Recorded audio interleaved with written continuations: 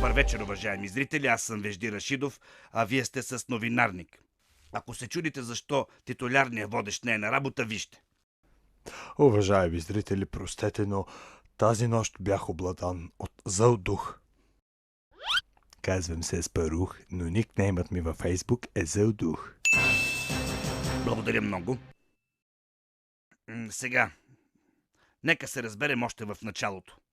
Не е вярно, че не съм давал хонорари на хористи.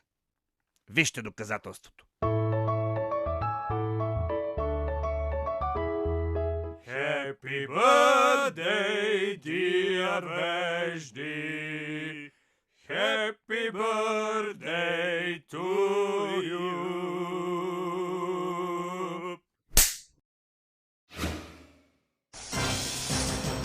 Но сега нека да поговорим за наистина големите певци.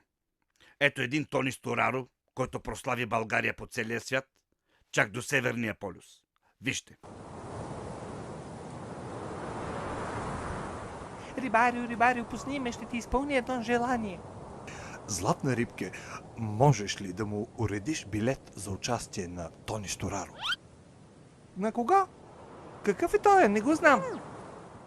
Добре, сетих се кой е Тони Стораро, а той пееше "Вървях един следобед".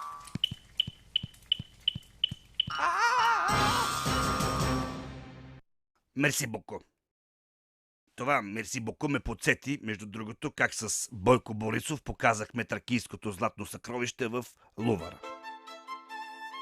Вижди, че е златно. Но дали е тракийско? Разбира се, шефе. Всички са от тракийската низина. Ямбол, Чирпан, Пазарджик.